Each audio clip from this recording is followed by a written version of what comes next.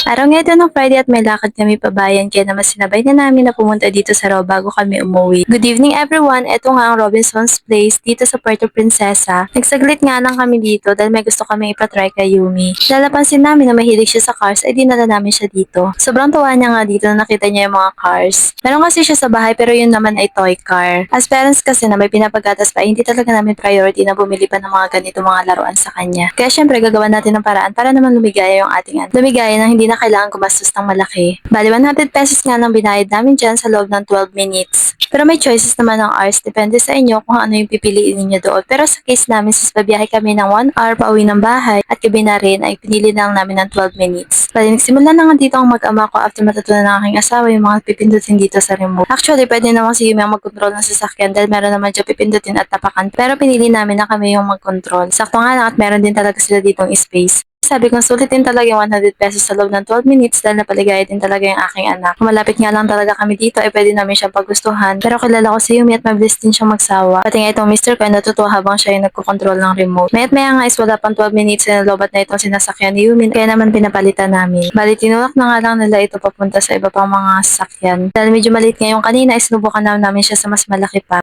Set nga dito si Yumi dahil iba na naman yung kanyang sinakyan. Nagsimula na naman nga dito yung mag-ama ko pero this time ay kinokontrol na ni Yumi yung sasakyan kaya medyo hirap na si Mister. Sabi ko nga sa asawa ko ilabas namin siya dito sa may space. Pero sabi niya wag na daw dahil baka makabangga pa si Yumi ng tao. Disaster pa ang mangyayari. At ito nga sa part na ito is medyo nagtatalo na sila dahil hindi na nga mag-usad ditong sinasakyan ni Yumi. Yung pala ay meron siyang napindot. Ayaw niya na nga ng daddy niya mag-control, gusto niya ay siya. Pero hindi pwede dahil baka makabangga si Yumi sa mga stores. Habang binibidyoan ko nga sila ay nakita ko talaga na masaya si Yumi sa mga oras na ito. Nagawa niya pa nga magbabay. At sa pagkakataong nga ito ay natapos ng kanilang oras. Sunurin nga rin talaga siya dito at nagbaba rin siya kaagad. Pero nagigirit pa talaga siya ng isa pang slides. Slide naman daw at hindi dito. Pero hindi na nga namin siya mapagbigyan dahil gabi na talaga. Paano hanggang dito na nga lang at kami babiyahe pa pauwi. Thank you for watching!